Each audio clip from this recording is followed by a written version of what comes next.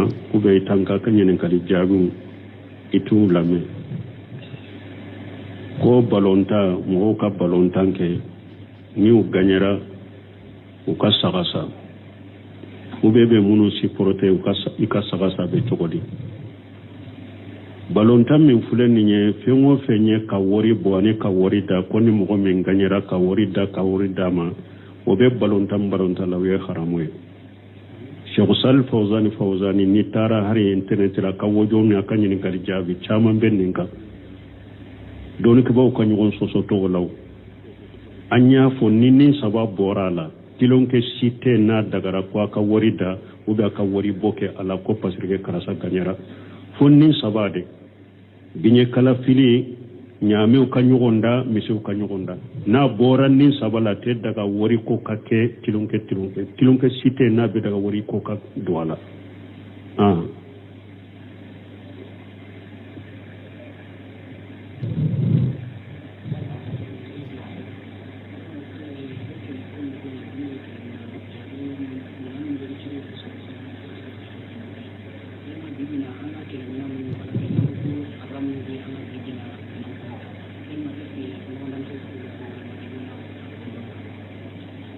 bon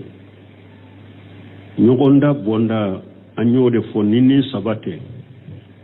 ibn qayyim ani bun temiya uyeddina masaila nyogonda fara ni sabaka mo ka nyogonda ke qur'ana la ni mo mi danika nakado do dama ube dina fiqhu masaila dobe mo ka nyogonda ke ola ni mi danike sarana dima basitenina ko parce que qur'ana kono ala ye jihadu ani doni nyini ke aya kelenye suratu tauba kono we doni nyini doronde fara ni sabaka ni nyogonda besega ke wori be minala donc ni nyemme nyinenka ko yala an fana kelemina munu fule antilela ka nyogonda ke ulu fana la obe dagaba mbe sagi kan ni masaila sege parce que ndella ka sege yala o ni ciden ko te daga nyogonda ka ke ni sabate tusuru har kelemina wure munum be nyogonda be daga wulaba ku qiyasu ni sabala wa ube nyogonda imbe dani sabadela mbe sagi ko la jede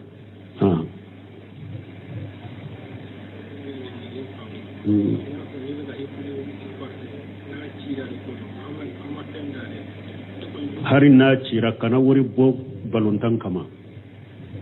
ko e ma ke nyogonda kama me ebe ekupu emi supporter no cira o me ganyina ka sagafo o de tebeye sagado yo wore mininte nonu tilonke munundo yere u do be do haramu yere kono parce que be mo sugula ka bo sallini ala ko sumani wajibi chamande ma ani ko chamande bila cheni muso be para nyogonka e wa balontan yerola lawrawte sutura ko sobe u dafale donc ko dugu chamani chiale chamande be balontan na don ko ye balontan mi yere la daga ama ke akalla daye tude tan na bala ama ka akalla daye wakati kunkuruni kono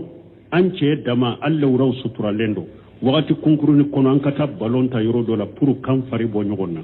don ko ko basi tenindela me ka balontan ke aka jogo tude tabe balontan na ube kaki ka barai abisugula ka bo alaka wajibuma wori bedda na be nyogonda na ye kenu muso be nyogambe nyogonna ewa woro be kenema lawraw te sutura o balonto sugu ye haramu de femo fembe mo sugula ka bo wajibima balontan min daga doro amma kan kala da nan ka jogo nan ka tasirai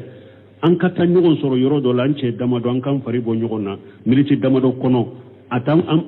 an sugula ka bo an ka wajibi ko la dori ko ko basito odela sino balontan sugu mun fule diyan kono te doni ko yen nonu fatawa ko nu haramu de o tebbe islamiyya sarala ko jugu chaman de bola kitabu dobe haqiqatu kuratul qadami nin kitabu fana nyasa madina maktaba kono ciyali min be balontan na akacca ciyali binani ayo min fo balontan na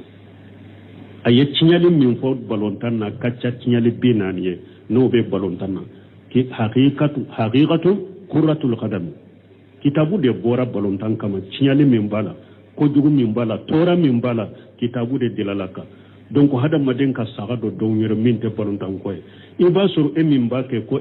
ekupu ko aganyira ibe saga fa ibalima suru do be haraka ewa sure fana tabolo haraka nasongo tabolo har akaso lokason tabolo beta ko ibe balonta kado tilon kewla o ten na fulo cinya yerewa ewa wori do yoro ten nonu nye saga fa kunte nonu nye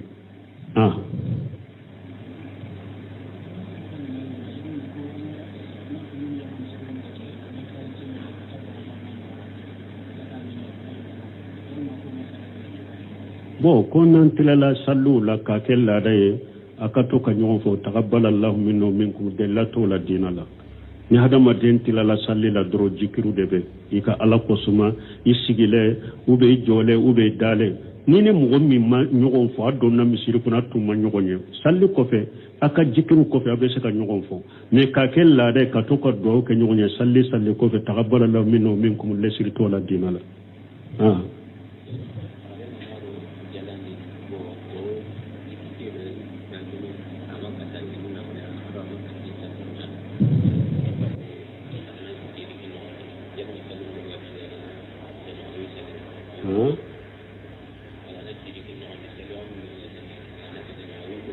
bon koni musondo na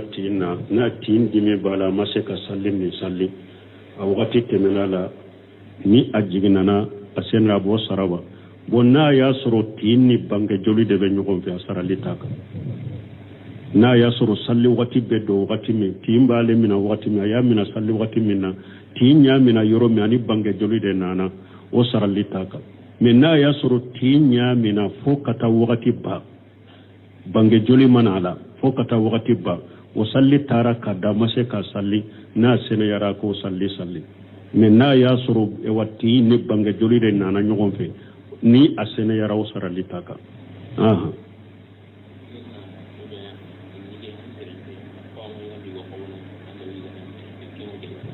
bo koy tamato ka dumuni do abebe haramute me ani hadama denya jogo nyuma teta almaruwa ano teta hadama den kana tama ke ni isenye ni be tamaniere ani hadama denya jogo da falenteta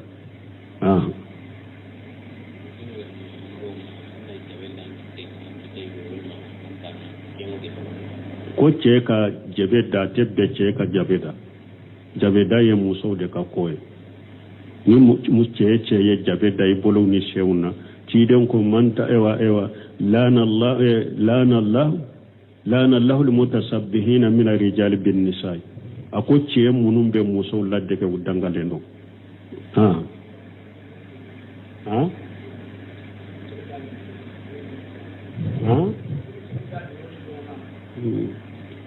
ko dobe jabeda bolon ko do na ce ko ni de te jabeda fonu ya soriye jabeda yoro jabe ke yoro do la ko furado me i bolon ni sen ko ni la ce kana muso la de jabeda la i bombosi be se ka jabeda i bombosi la ube ni ko sige jera i be se ka kuloru yere mani fe ngore minte fi mai jabe be se ka ko wala me i se ni bolon kana jabeda wala ye muso la de de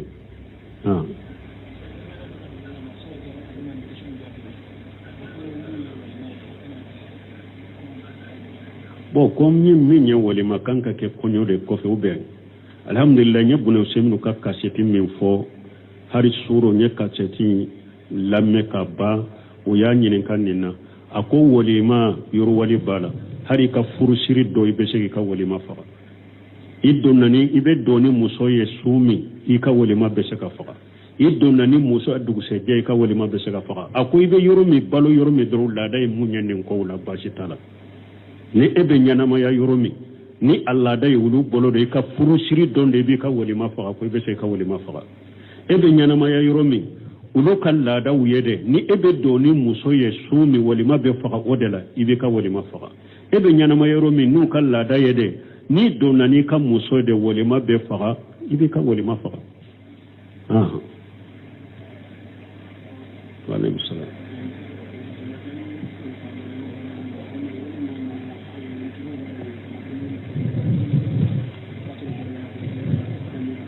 bo ko ce ka salli kele na kasoro darurati la fembala ika salli ka kene me ye wajibi toy ika salli ka kene ni kele sallira ujuratila ce baligu imata salli misirila ika salli sahlen do farda binna kabo ikanna me junubu bela ibumbaji ko ye fasiki ce ujurata la te jama salli to de fasiki donc ika salli ka kenede me iye ewa wajibi do toy jama salli ye wajibi de ce kami udaruratila donc bo ka kuma sala na ci den ka hadisa ko so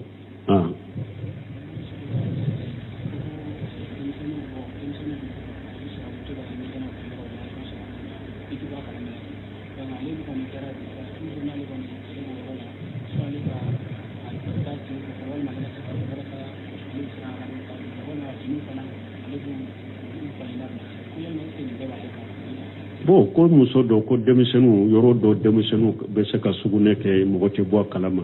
ko ni alebe o yoro la atamana yoro la beta sionko uba ka finu abu sansa be sika akana selu nunu nye shetani de wasu de nunu ni hada made maddan kan ya soro yoro ko ni nye sobe adonni na ube ni nye sobe njora ka ko li ewa sen ko li tika fini yere maritika ni nye shetanu wasu de na tigi man ni ndabila ka josira la beke ma hakili na banai Allah kanna kishi katanga wa alaikum salam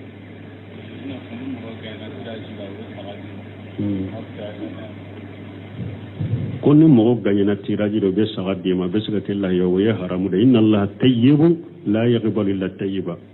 ala seneyale ne do ate femina ni fen seneyale te tirashi munye juwe nunu ni komorsa u doba ke sisote u doba ke bon ni mogomi ni sanni hake kembolo ube pape dima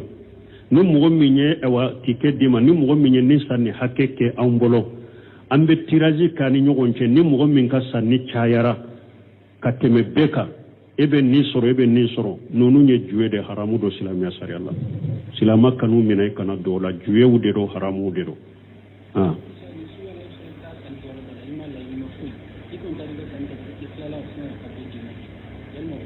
bo ko etara sanni ke yoro dola eta ya dima ete ni koni ya do tiraji de be kani nyogonche haramu do ikamina don ko ko ikana papier mina tiraji ni akoni ni tiraji de ba do ani nyogonche kana papier mina haramu do uye nyogon soso minna iba soso sisote do alete papier di mo ma te foi di mo ma epe akan mina piri fana ni mina tobe priye kelenya ama foi faraka mina piri ka men ni sanyele mana aka klion abe kadonta ka dauma doni ko do ko dan ninde la basitala na ya soro ama a hakeda ka minan kare masala ni ya soro minan be yoro dola wakele aba ale bolo wakele ani keme bo kemen kumbe se ka kere sisa abe kadomi ndauma nintebe abe minan fere to be minan fere mina le fana be minan fere o de la ma foi faraka minan ka kado in kama me ni sanyele mona de tiraji côté foite akilan kele da be kado ta kadima doni ke ba do ko basite ninna parce que tirasi ko ni juete ninna ayere de yin ta kadama me har o yere doni ke ba do ma so nemma ko hari na ya soro juetala aba nyogona si so te tigu weru debu parce que nin kore munye ni eben ninke mugo to be kanyesi ema mugo min teseka ateseka ni eta nyona kedu kila umbe bo alefe ubeta efe ko pasige ni sanyele be kadodi ibi to nyogon toro ibu debu do ya haramuni ni yoroy hari ni yere ni juwe ko tala ibi to nyogon toro ibu debu atoy be ki garjage nyini ala fe duro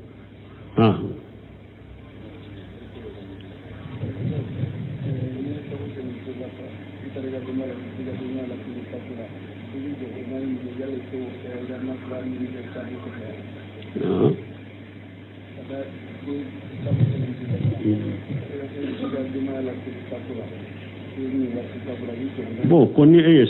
safo salisi sani etara ebe safo rakanani mi salini ikademba yayi ibe soko ke safo ko fe nafila safo ko fe nafila fula de nanite nimbe nani beke madamana nafila de safo arakan fula salli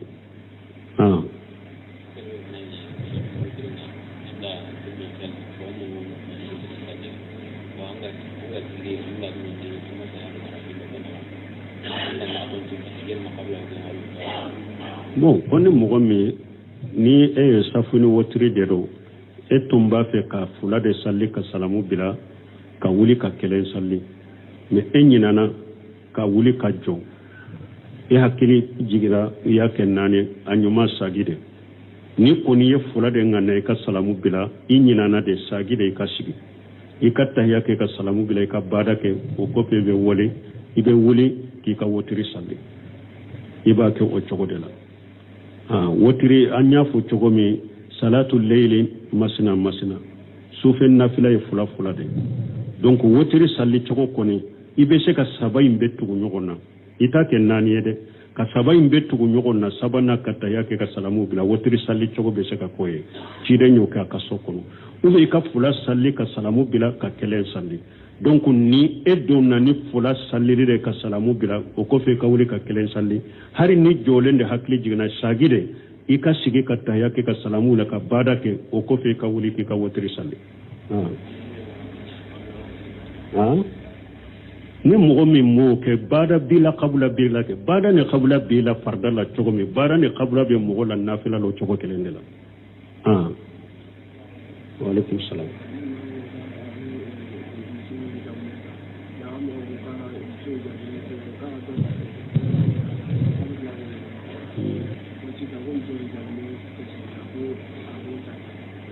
bo ko wa do ko ya wale be muso hijabulenta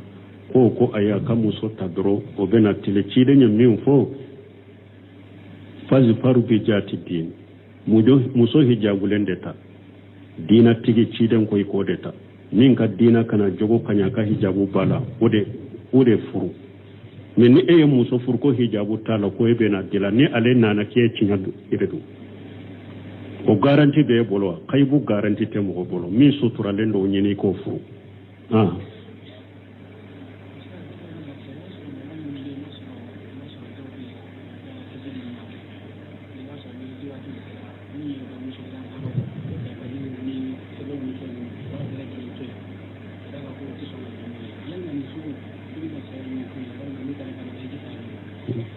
bon comme ni hiju wati sera do beta hijiro la anye nunu fo antum manka sage nunu ka bila siralela anko musirkiya be min bolo akumba bana fitina do wolene itube kabwa bedela o ya wasawo ni beta hiju konela ni musirkiya kanata hijiro la ni mogo ni shirku tara hijiro la hiju tiye ini bidiya kanata hijiro la alhamdulillah ya Allah hiji sandola makka haramula futuruni safo ce chokoroba don nana dersu di maju ka hadisa ndronde ka futuri safo ka aka dersu bekera maju ka hadisa ka ni cide nya maju ci kata yeman akoy bu wele kata fin fulo fal yakun awwala ma yadu ila shahadatu la ilaha illa allah wa anna muhammadar rasulullah fa inhum ataw li dhalika fa'alimuhum anna allah farada alayhim khamsu salawati fi kulli yawmin wa layla fa inhum ataw li dhalika fa'alimuhum أن الله افترض عليهم صدقة توغد من أغنيائهم فترد إلى فقرائهم أياب بكني هذه صدقة تيدنكم ما جمت إبتا مبيتي كتا يمن كوما أوا نتارا كنفيون ترى جاهلو ترى كتابة دونك وديرو إكالا نينو كتابو يرى جيجنوكا كتابة دونك وديرو mais on a ta baby wele kata fen folo mima ser kuma fula o ka seria la ko bato fen site min ka bato ciani ala kelembe wote muhammadu ala ka jonu ala ka cidendo akana fen woro fuye folo de ninde fuye folo nu ye nin fa muso na nimma wala ika fuye ko la farda sale duru bila uka suni tile nu yo fana fa muso na oma ika fuye ko iku lado ko la jaka biluka ewa ko afule ako jama be makaya de ado ako hiju kala kachare ako me hi ewa minka hiju ye be mina yere o ko ye mo kelen wude ako milaru be hiju dende me hiju kala ye mo kelen wude ako mugo nana makaya shirku be bolini tauhidi mana hiju tiye parce que ciden ko ewa mwaju ka seri kuma fula tauhidin de fo kita ewa yemanin ka uye folo nu ko ni ma tauhidin famu ka soma kana salli fuye akana jaka fuye akana hiju fuye akana sun fuye atuna fa tawhidin ka fure folo nu yo famude e ba tofo nu ma so tawhidin ko ni mo famu kana tofo parce que har nu ya ke atuna fa wala mo ni musirkiya bora ya kata e ka hiju te foi na fay mai kan na folo chiana fu tawa do tay munyale min fo sisa do tay munye o ba fo ewa 70 tamaka nasi jite te maka bagati tamaka abu be bokku fara nyogon ka kutoya ko parce que ko ute do maka abeta ka hijula me o ba dusukun kono e ma bonno no naw kan musikiya to e bolo hijuti yede ni beta hijuri be tube ka bola ko buddu sukun kono pewde ku janu ku fili bajula ko buddu sun kono pew ka tube ka bola pew kangani afanante sage katan no ma pew ni tara ola hijira ka hijibe mina me ni to ko feya hijuti yede donc ambe min fo fana hamalatul hajj munum be mogo takata hijula ko janto ni rola de abe jama minyoni kata naw tara maka alikaba yera haramu yorodo madina yera hada madon hakili dayele den o wakati akachebe fenfo hada madon yetta wuje kola ubamina uye wori minda uyere kakata uye shege minye niya foka fo ni koni ni nimbe bolo ewa hiju tiye ni nimbe bolo hiju tiye hada madon boko suguto e koy mais munum be hiju kelaw karamo munum be hiju kelaw nyone kata ulude tenni fuye ko parce que kon ni nyen fuye tawhidi ka gele ewa sangorente mo soro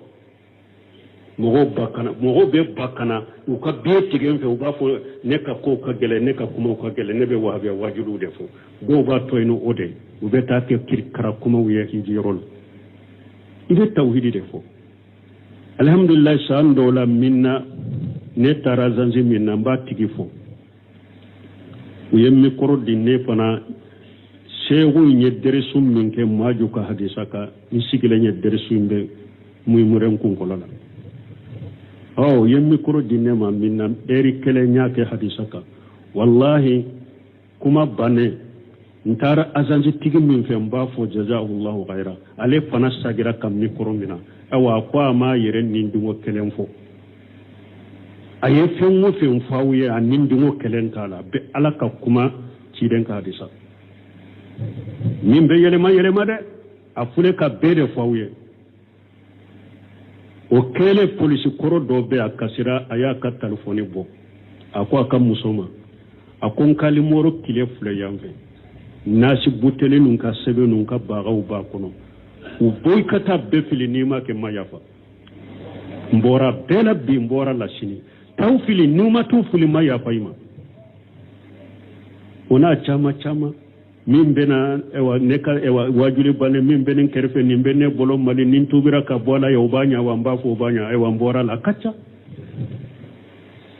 fa kachinya de fo mo ye ni azanji tigi mo nyuma de sino ni ya fo mo woro ka zansi la droba fo ay ko ba le ka jama charia bolo et puis ni etila la droba micro minaka be ko kai aben mikoro mina ka be ko karwo mo be mais alhamdulillah nin tige jazaahullahu khaira am yet tawhidi fo ka san sila yere be mikoro mina ka be sen den jade o kayra sababu e fen chamande dilala ya sa min bolo jiginen tara na ya bolo mina hiji yoro la kana kacha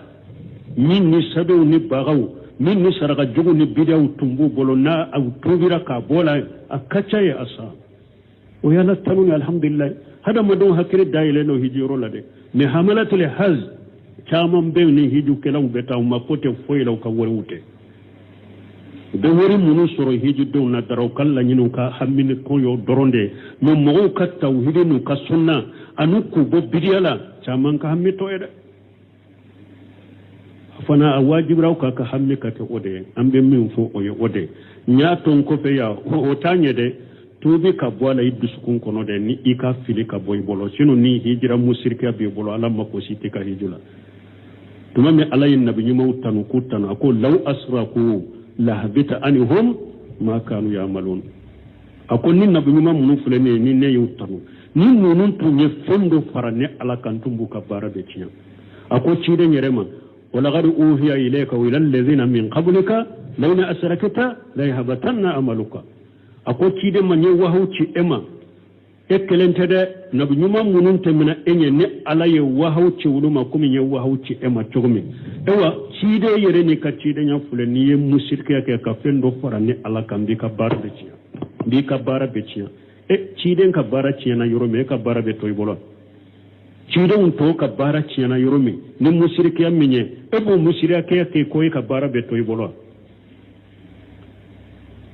hiju kela kacha mana hiju den kacha yede me mugo min ka hiju mina lendo o ka dogo jaman chelaye parce que bidia ni mugo ni bidia tara chiden ka sosoli tara e ba ke ka bidia de ke hiju yorola bidia be mina man adasa fi amrina haja ma laysa min fa huwa rabbu ni mugo hiju yoro ina tara bidia keli de ka ibake ka bidia de ke kiiden ko ni mugo ye fen kura do nin dina kono min ta kono be sagima ni mugo ye baraka nin dina kono min nyamare ne min nyamare nay ika bara be sagima e wa iftikan karima dal de bakade lana allah man ahdasa fiha lana allah man ahdasa fiha hadasan wa lana allah man awwa muhdisa kan karima dal de bin kan madina kiiden ko ala ye mugo danga mugo min be bidiya ke madina donc man hadasa minha hadasan mu'min be bidiya ke madina idangaleno donc mu'min be ko dugu ke madina idangaleno wala ana allah man awa muhdisa awa ni mo ye bidat mo deme madina idangaleno iye bidiya ke madina kono na idangaleno bidiya mo de be ya de maka bidiya la madina kono na idangaleno e tarab barajini ro hijuni ne ni danga boredo alakan kisala kantanga de wociya kayira hiju dewna de aye tobi kabo aka ewa musirikiya la kabo agde paka jamana kono ya de aka tobi kabo aka bidiya wala depi jamana kono ya ode be sek ato donc aka hiju beke hiju minade ni hiju nyumaye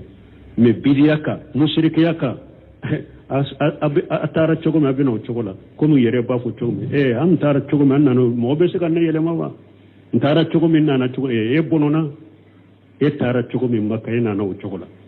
e ma do e kan na furo ciana wa hudal lil alamin ala yere ko alikaba ma ko kanda de do damfe woni e kanda sire yero e tara chogo mi o yero ina na uchogola e ma ta chogo nyuma fanala depuis o yero la yere la gosiwo ala kan sala kan tanga subhanakallahumma rabbana bihamdika ashhadu an la ilaha illa anta astaghfiruka wa atubu ilayk kube tanka kanyen kali jagu itu lame ko balonta mo ka balontanke ni u ganyara u ka sagasa kube be munu si prote u ka sagasa be tokodi balonta min fulen ni fengo fenye ka wori boani ka wori da ko ni mo min ganyara ka wori da ma obe balonta lawe haramu Cheikh Sal Fawzani ni tara hari internet la ka wojo mi akanyi ni kali jabi chama benninka doni ke baw kanyu on soso to law anya fo nini sabab borala tilonke site na dagara kwa ka worida uba ka wori boke ala ko pasirge karasa kanyara fo nin sabade binye kala fili nyame kanyu gonda misi kanyu gonda na bora nin sabala te daga wori ko kake tilonke site na be daga wori ko ka douala